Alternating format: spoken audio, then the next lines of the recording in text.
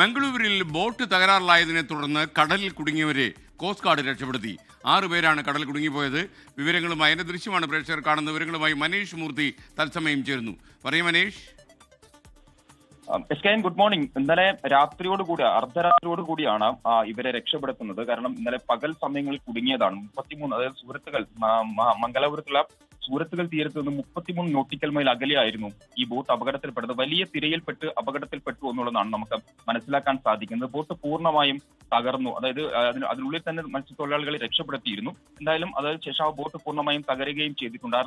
ഇന്നലെ അർദ്ധരാത്രി വരെ നടത്തിയ ശ്രമം അങ്ങനെയാണ് ഇപ്പോൾ 6 പേരെ രക്ഷപ്പെടുത്തിയിരിക്കുന്നത്. അവരെ 6 പേരുടെയും ആരോഗ്യനിലയിൽ പ്രശ്നങ്ങളൊന്നും ഇല്ല എന്നുള്ളതാണ് കോസ്റ്റ് ഗാർഡ് പറയുകയും ചെയ്യുന്നത്. എന്തായാലും ഒരു തീവ്രമായ ശ്രമം, വലിയ ശ്രമം തന്നെയാണ് കോസ്റ്റ് ഗാർഡിന്റെ ഭാഗത്തു നിന്നും ഉണ്ടായത് ഈ 6 പേരെ രക്ഷപ്പെടുത്തുന്നതിനായി. കാരണം മണിക്കൂറുകൾക്ക് ശേഷം നടത്തിയ, അല്ലെങ്കിൽ മണിക്കൂറുകൾ എടുത്ത് നടത്തിയ ഒരു ശ്രമമാണ് ഇപ്പോൾ 6 പേരുടെ ജീവൻ രക്ഷപ്പെടുത്താനായത്. എന്തായാലും അവരെ 6 പേരെയും തീരത്തെത്തിച്ചിട്ടുണ്ട്. എല്ലാവരുടെയും ആരോഗ്യനില നല്ല രീതിയിലാണ് എന്നുള്ളതാണ് കോസ്റ്റ് ഗാർഡും പോലീസും ആരോഗ്യ വകുപ്പും ഒക്കെ പറയുന്നത്.